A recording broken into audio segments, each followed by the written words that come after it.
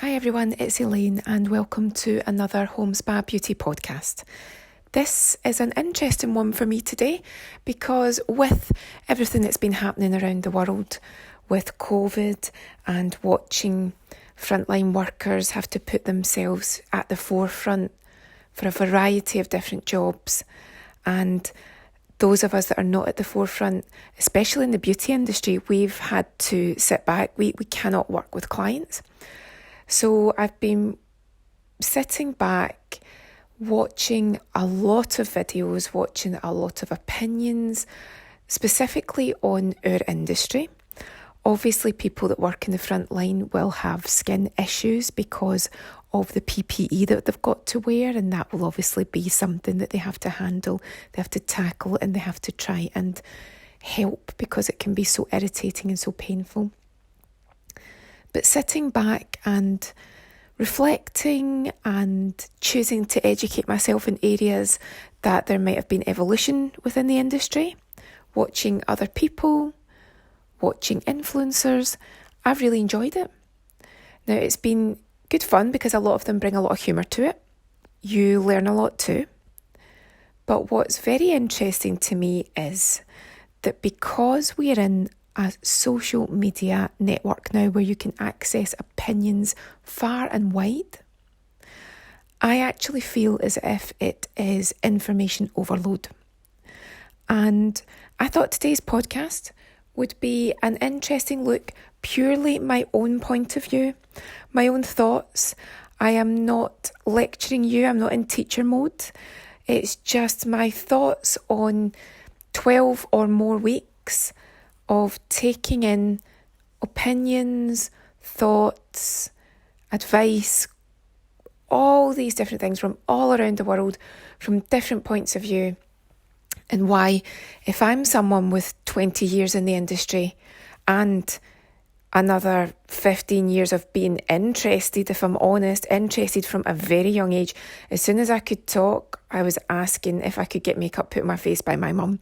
So I've always been interested in the industry, and even before I was working in it and then lecturing in it and in different capacities, working in colleges, working on sets, working with people that are brand new, working again, having the YouTube channel to just remind people of the basics of a variety of different treatments. If I find it all quite contradictory and in some cases overbearing and in other cases a bit confusing, then if you're not within the industry and you don't have qualifications, how do you find it? So today's podcast is just my thoughts and my own opinions on some areas that leave me confused. And again, if they leave me confused, then I'd love to know how you tackle them too. So I want to start off by saying that there's absolutely no issues from me in a sense that I don't have a problem with anybody. I'm not out to tell anyone that this is wrong, you cannot do this. If you listen to me and you watch my channel, you'll know that I do have opinions and I do care about everyone looking after themselves and not damaging yourself and not doing something incorrectly. But my pet hate is someone that bosses you and intimidates you into thinking that it's got to be their way. And if you're doing it wrong or you don't understand it, then you're a fool, you're an idiot. No, there's so many different ways. Yes, we have to follow guidelines. Yes, you can get things wrong and you'll get a wrong result, and you don't want to irritate yourself. You don't want to damage yourself. You don't want to damage someone else. But no one's here to say to you, I am right and you are wrong. So I wanted to start off with that. As someone said in one of my previous videos, it was a gentle rant. This could also be a gentle rant. But where I realise that I'm starting to, for various reasons, fall away from a lot of and I'll use influencers in inverted commas because a lot of people do not like being referred to as an influencer. But I've noticed that there's definitely a movement now to anyone that's interested in looking after their skin or has a skin ailment that there's a belief that unless you have an in-depth knowledge of products, of acids, of brands, of every single individual product within the brand and the ingredients list and a good working knowledge of the chemicals and the ingredients and what they do and percentages, etc., then somehow you are a novice and don't know what you're doing. No, that I don't subscribe to that. If you have a skin issue but you are interested in discovering key products for yourself, then I think you may fall into two categories. You might wish to educate yourself and you'll find someone that you agree with and you like the way that they chat and you like the way they inform, and you might start there. And what you might then do is find other people and they might be on the same page or they might have slightly different ways of approaching it. You might then find blogs. You might also find books. I would always say find a wide range of people. Don't just go for one person, because what you can't ignore, and I include myself in this, is that we speak for ourselves, we speak for our experiences, but we haven't experienced it all. So even though I'll have my couple of decades of experiences, and they might be far-ranging, they aren't every experience. And there'll be things that I have experienced with a client or myself, and I had a resolution which was one way of doing things, but it would be beneficial for myself and for whoever else is listening to me to then find someone else, be it a YouTube video, a podcast, a book, a blog, a magazine article, where something similar and it was a different set of circumstances, they used a different approach, they also got a result. How can we learn if we don't widen our knowledge? So I suppose in a very roundabout way, what I'm saying is, I like to think that I know what I'm talking about. I've certainly trained enough and I've worked with enough people, but even though I think I'm well versed and I've got a lot of knowledge and a lot of experience, I don't know it all. And I'm very wary when anyone positions themselves as knowing it all. And again, this isn't directed at anyone in particular. I just think that USPs in today's world, to stand out from the crowd, you have to be confident. But I think with confidence can come a need to be an authority. And I watch different people, different therapists, different teachers. I mean, it's not even skincare. It can be people that are chefs on TV. It can be people that are designers. And you might have people, scientists. Here's a classic one. You're watching the scientists talking about COVID and how we handle this and how we handle that. Even they can't agree with each other. And if you have a situation where you've got a variable, for COVID, it's obviously the virus, but for us in the beauty therapy industry and in skincare, it can be the variables can be what's within your skin, how your hormones are, what's underlying, what you're allergic to. So why should you take one person or one website or one book or one magazine's advice as the authority? This is it. Even one company, this is it. This is what you do, because everything is variable, everything is individual, everything is unique.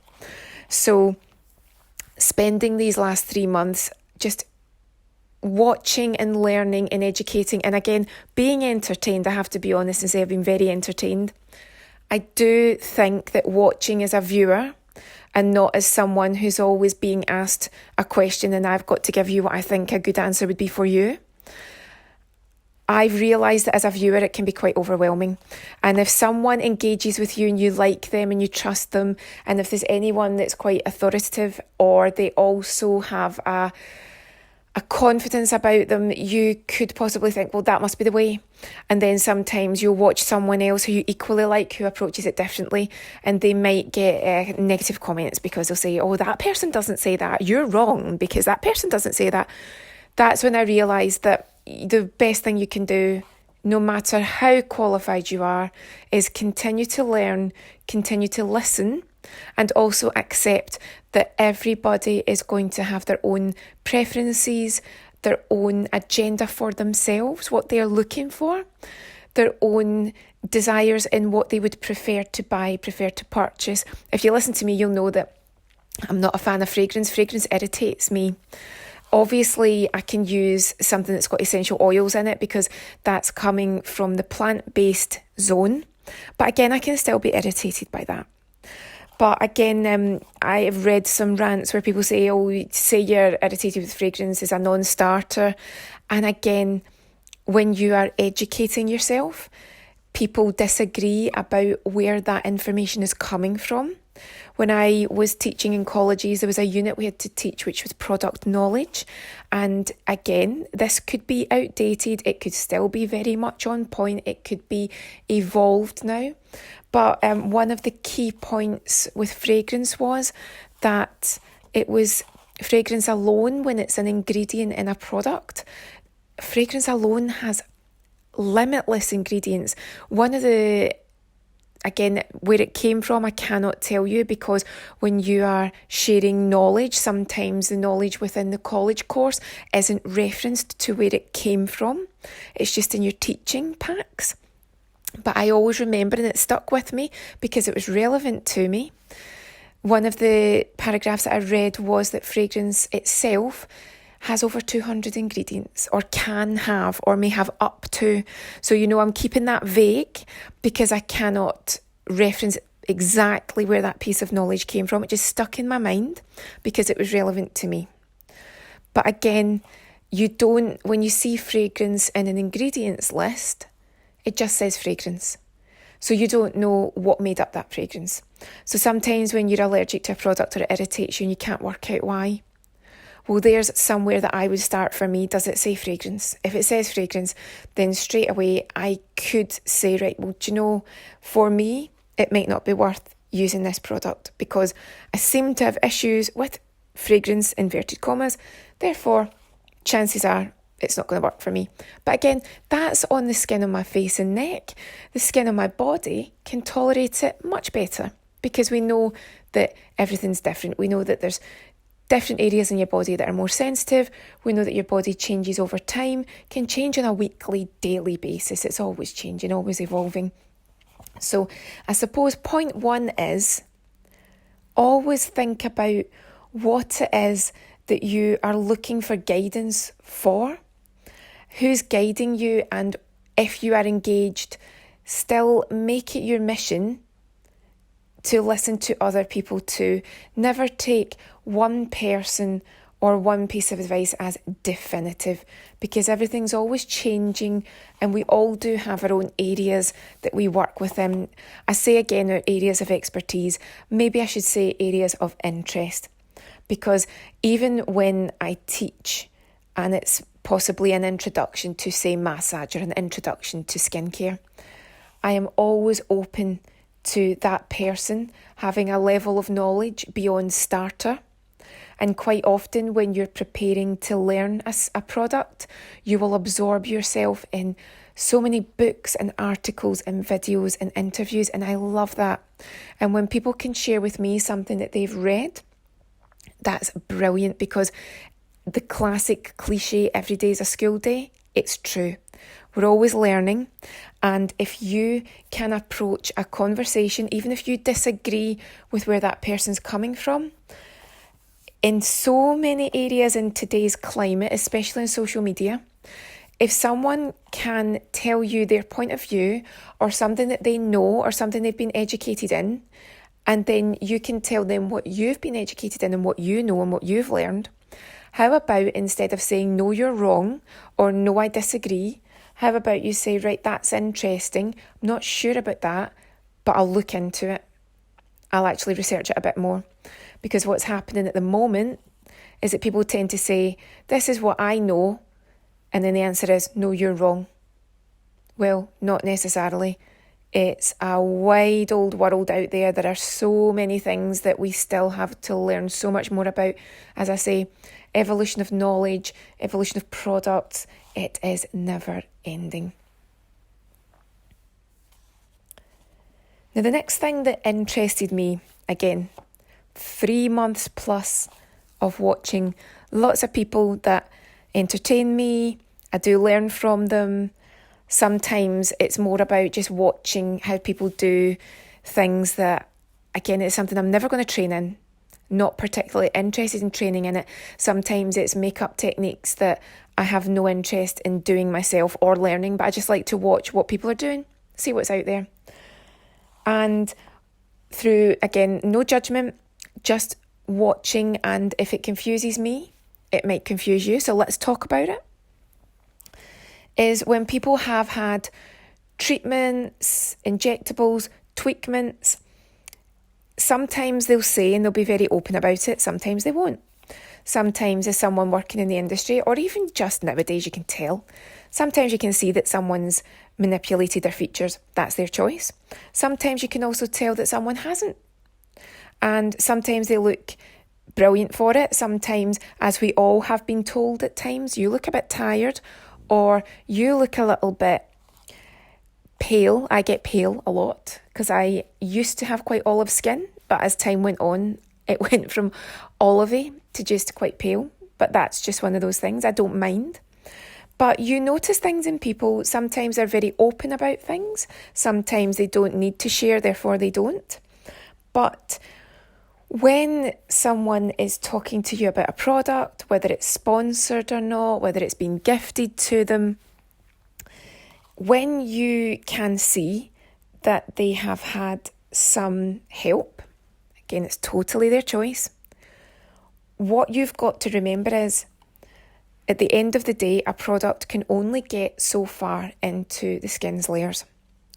The day that a product can actually help to change the structure of your face, change your muscles, and change how a wrinkle or a line really genuinely behaves, that day will be a game changer. So when someone, be it from their teens or 20s upwards, when they say to you that a product did make their skin visibly tighter or tauter, or they noticed a visible difference in a line or a wrinkle, then what you've got to remember for you is that they will have variables that you might not have. So the first thing, just being honest again, just through watching all of these videos, the first thing I would be looking at, is this a sponsored post? Does it say ad? If it doesn't, I would then go into, if it's YouTube or Instagram, I would go into the description. Do they say in the description it's partially sponsored, or some products might have been gifted, or sometimes it could be, I'm very happy to be working with this company or this person, because those things will possibly dictate the words that are used by that person in the video.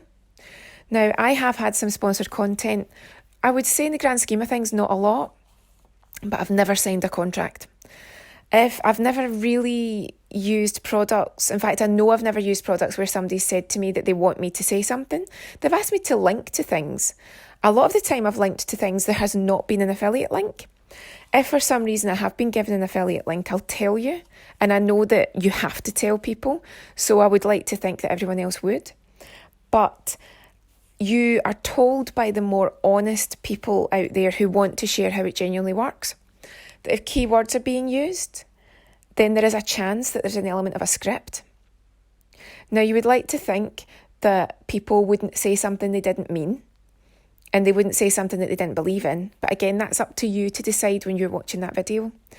But if people want you to put in key phrases, key script, keywords, and if they're signing a contract and it says hashtag ad and it's maybe sponsored, etc., etc., you look in the description, you're looking for terminologies that let you know that this person isn't just creating this video for the love of the product, then you have to take that into consideration. You have to.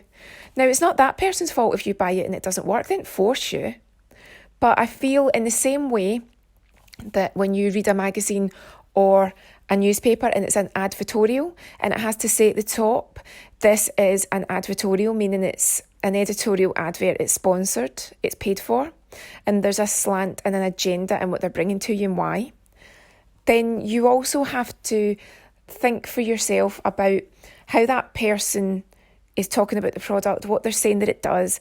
Now, let's be honest, Are they using the product after it? Do they never mention it ever again? Now, sometimes that's because they're constantly working with brands. That's fine. But if they wax lyrical about a product or a brand for a few months and it's never to be heard of again, then bear in mind that they haven't done anything wrong, but it might just be that was work. And everyone's got to earn a living. So don't be angry at them. Just remind yourself that was work. So it could be that product was perfect for you and you buy it and you love it. You might even get a discount on it. That's great. But if you do buy it and it's not quite for you and it doesn't do what you think and you feel it might have been oversold, then just remember that's because it's not always the love of the product. That's why it's featured in a magazine, featured in a newspaper, featured in a video, featured on Instagram. It could be, again, that it's new, they're advertising it, they want to spread the word, they know that this person's got a huge outreach or this magazine's got a huge outreach. Really do your research. Figure it out for yourself. If you want to take a punt, do it. The reason I'm saying about taking a punt too is that a lot of the time these products are expensive. I'll be honest with you. You might think that I'm tight. I think anything over £40 is something that I would want to know that it's something that is going to do what it says it is. Now, some people might go, £40, that's nothing. But there's a lot of people out there who might turn around and say £40. I'm expecting to get all my products for £40. And you cannot judge people because everyone has got a different income. And if you want to be snobbish and elitist about anyone buying their products for a couple of pounds each because that's all they can afford, you're not being fair to them because everyone's got a different income. And personally, for me, if something is £80, £100 or more, I am suspicious about how it came to that price. And with the greatest will in the world, no matter what goes into that product or how much research and development, we all know the markups and we all know that somebody's winning from that. And we also know that a lot of influencers will be going on a lot of nice trips for that. And on their trips, they'll be getting a lot of nice designer bags and they'll be coming back with free product and they'll be coming back in their nice flights and things like that. We all know that. Or if you don't know it, then be aware of it. Might be changing now though because of COVID. But for me, personally, if you can't afford to buy something and you have to credit card it, and you're actually thinking to yourself when the bill comes in, I'm not sure I can pay that off, then I think it's out with your reach and maybe you should look for an alternative. I don't subscribe to, yes, invest in your skincare. Yes, I get that. But don't buy something you can't afford. I disagree with that because it might be an investment to look after your skincare, but investing doesn't mean spending out with your means. An investment is something that you should be able to afford. If you're investing money in something, you shouldn't be investing money you don't have. Therefore, if you're investing in skincare, it should be money that you had anyway, and you should not be credit carding something, worrying about how you will be paying for it when the bill comes in. No, that's sales and marketing, that's a completely different ball game. And if you're ever in a situation in a salon or in some sort of place that you find yourself where you're being advised that it's an investment for you and you'll reap the benefits, if you can't afford it, that's not an investment. If you can't afford it, that's a debt. And I don't care which product it is, they've all got a date life. If you're buying something and you're getting into debt for it for your skin, stop. Because nothing is worth not being able to pay your bills. And I feel very strongly about that. So if there's something that you can't quite afford just now, then either save up for it, look for a discount, look for minis, look for samples, or do your research and see if you can find something that's on the path to that product. Maybe not as active, but it's cheaper and you can afford it, and go for that. Don't get into debt. It's not worth it. They've all got a date life, and at the end of the day, nothing is worth that. But when someone is talking about a product and you're not sure and you're on the fence, but they look amazing and they look great, then you can decide, yeah, I'm going to take a punt, I can afford that, I want to do that. But it's always worth, again, just from working in the industry for so long, I've said this before, look at the variables. So not necessarily the person that's talking about it, but the product, look at the claims. Are the claims realistic? Are the claims matching what you're looking for? Look at the research. So normally now with product launches, it's all about the research. So what have they said? They've researched how many people have they said if there was a comparison, if there was, sometimes they'll say 86% of people when asked if they felt that this product helped to soften lines. And then you think, 86%, that's a good hit rate. And then you might look at the small print and it was 10 people.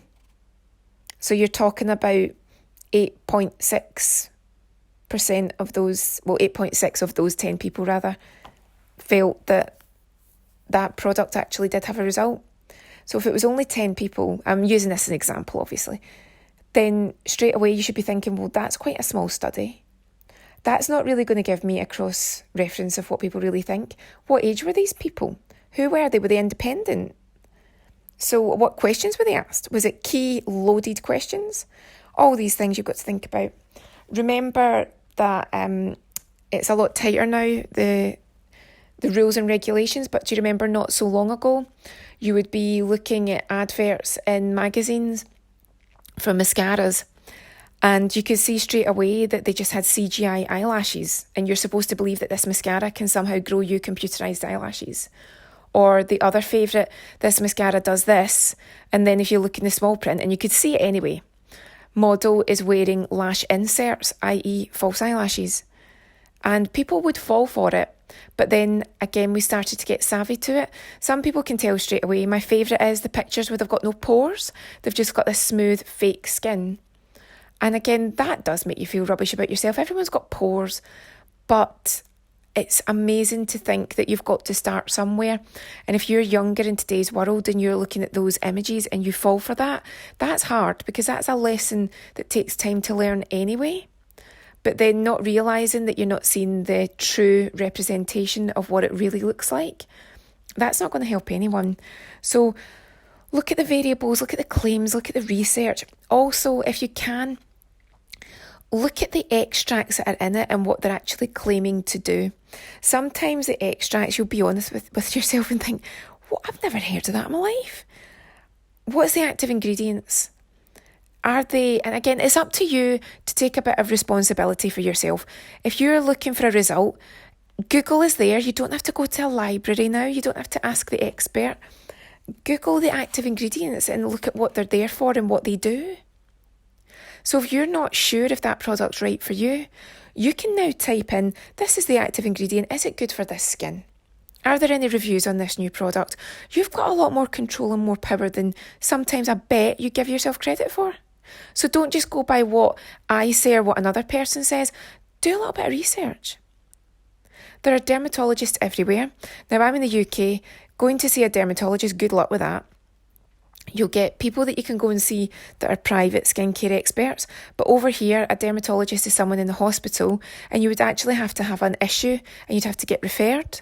So other countries have a bit of a bonus compared to us. They've got an advantage that they can go and see a dermatologist. It's a little bit more tricky here. Yes, you can go private, but unless you are able to do that, over here, it's kind of more about finding your way and discovering for yourself what could help and taking advice from the people that you trust where you can find it too.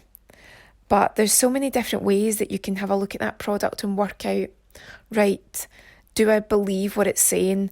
Is that person that's demonstrating it, are they actually the target? Did they have that skin? Sometimes you've got to be honest if you're watching someone all the time. Sometimes they'll say my skin feels even more amazing than it did before. But when you're looking at the video, it doesn't look any different. That doesn't mean it's not a lovely product. But sometimes you'll be looking at it and think, well, I've been watching you for years. That doesn't look any different to me. So that's where you've got to see if it is an advert, if it's sponsored, if they're maybe being asked to say key phrases. There's nothing wrong with that. Just look out for it. So you might also want to ask yourself about your own skincare routine. So what are you using? And is it working for you? And if it is working for you, then is it just a case of a little bit of coveting the next product or wanting to treat yourself? Nothing wrong with wanting to treat yourself. But if it's working for you and it's not costing the earth, or maybe it's the opposite, maybe you've got a very expensive, very detailed skincare routine, are you happy with it? So if you are, that's great. Just keep doing what you're doing. But I definitely think for me, again, just me, not you, you can decide for yourself, less is more. I've noticed just in the last couple of years, obviously with social media really coming to the forefront now, and there's so many different ways to get your information about new products.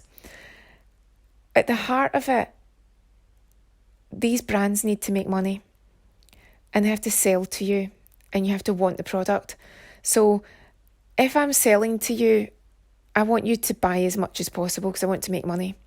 So from my point of view, more is more.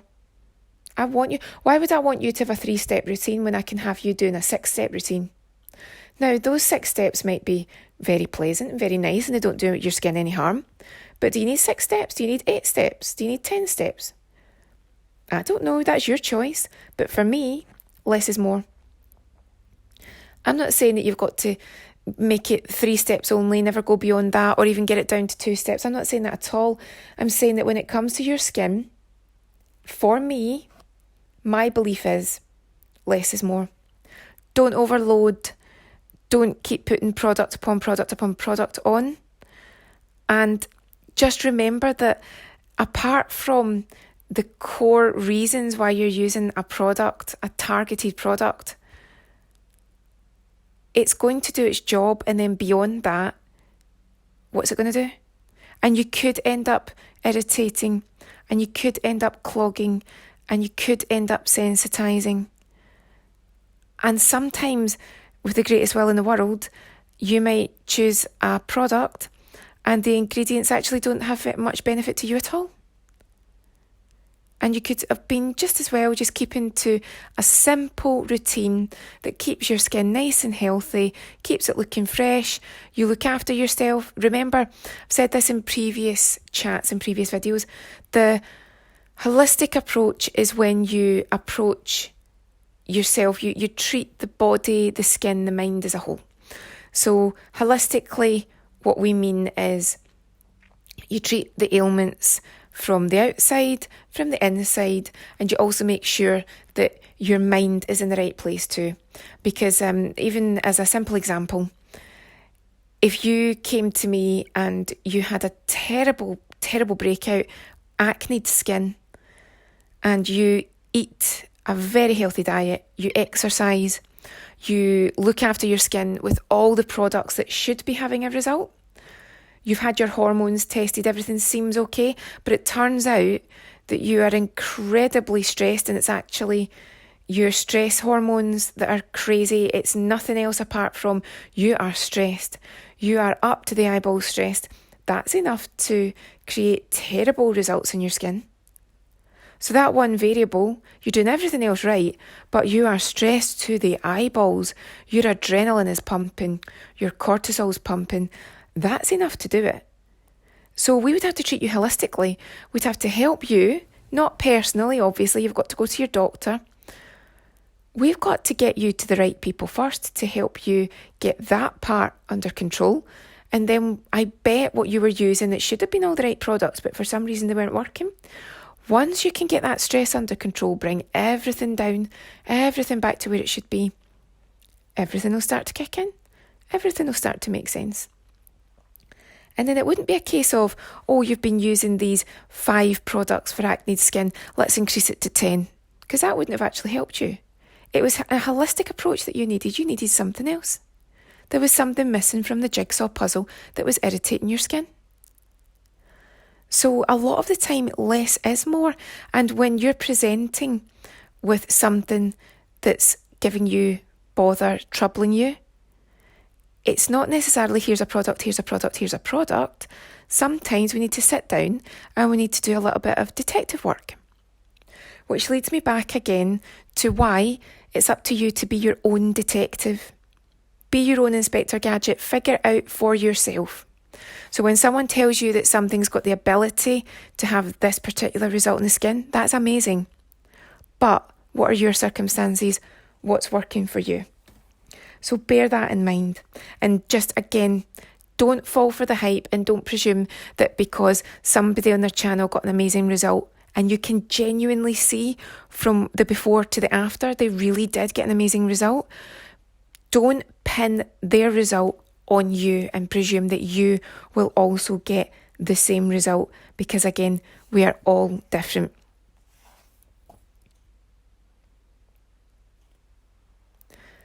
Also, just to finish, because again, it's just some insights. I don't want you to think that I'm ranting.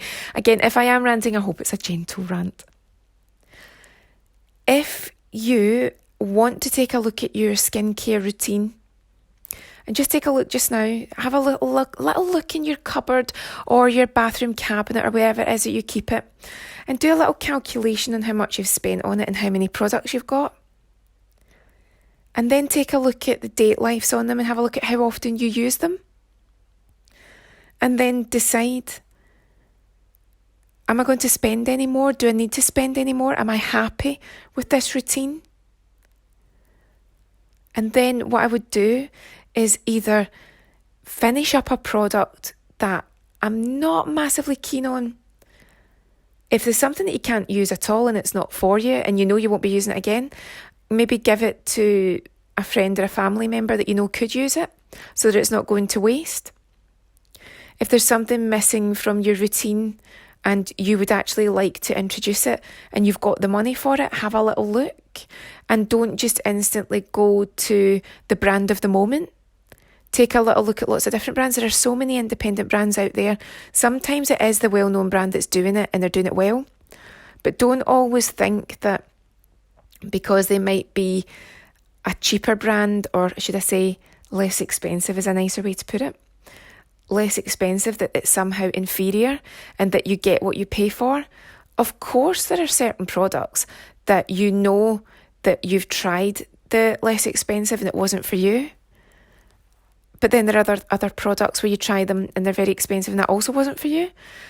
Genuinely, just buy what suits you at the price point that you can afford, that works for you, and then just have your mix and match. They call it cocktailing now, but it just used to be that you just bought your different brands. It was mix and match. If it's something that is expensive and it is a bit of a stretch for you, but you really do want to add it in, then do it. But just make sure that you're not buying it and you can't afford to pay for it. And please always remember, it's the beauty business. A lot of people will say to you that they've been working in the business for however many years, or they've been advising for however many years, or they've been writing about products for however many years. That's great and that's really good to know. But at the heart of it, even if it's me that's been a therapist for 20 years, if I worked in a salon and my job was to sell you product, then at the end of that basically the treatment with you or the consultation, that's where I'll try and upsell to you. If that's what my job is to do, be given a target or have a target in mind for myself and upsell. So the way that I work with clients just now, I don't have a product to sell, so I don't sell anything to anyone. If they want a recommendation from me, I'll give them it. I'll tell them what products I think might work for them or products that I personally like for myself. But I'm not affiliated with anyone. I don't have a sales target. I'm not working for companies where I have to talk about products. But remember that even in a salon, if they've got a salon brand, and again, this isn't a slight because that's just the way it works. It is a business. And if they can sell to you, they will sell to you. And that product will be right for you. They won't be selling you something that's not right. They'll make sure that that product is fitted to your needs. But at the end of the day, it is to make money and to keep the business moving. Everyone needs to earn money. So remember that there's a sales element to it. So a lot of the time with an influencer, they've got to make money. They want you to click on those affiliate links. So if there's a sales option, if there's a way for them to make money, they're going to do it, but they'll hopefully be upfront with you. And if they're going to make money but also give you a discount, then that's a winner for everyone. But just bear in mind that sometimes you're buying something and it might not be the right product for you, or it might be too expensive for you, or it might not be the right time for you because there might be other variables going on in your body. Maybe you're getting over an illness, or you're just not feeling quite right at the moment, but you want to move on to it when you are feeling right and your variables have settled down. And just don't feel that there's a pressure or a need or a drive to buy that product. But if you want it and you can afford it and you feel that it's going to enhance your routine, then go for it. And so long as you're not getting pressure sold, then there is no harm. Because again, it's the beauty business. And that's not a bad thing. It's essential. At the heart of it, everything comes down to buying and selling products and services. But I hope that made sense, because at the end of the day, for me, it's really about enjoying your skincare, enjoying your purchases, enjoying watching content. But just remember that at the end of the day, for you, it's about knowing what's right for you, about knowing what's going to work for you, and about remembering that at the end of the day, when it's all over and done with and it's your choice whether to buy something or not, is it the right purchase for you? Can you afford it? Do you need it? Is it effective? And just let yourself be the judge of that. Don't let me, don't let another therapist, don't let an influencer, don't let a brand tell you that it's right for you. You decide that it's right for you. So I hope that made sense and that you enjoyed it. I'd always love to know your feedback, know your thoughts. I will see you again very soon on the podcast. Have a lovely day, and I'll chat to you later.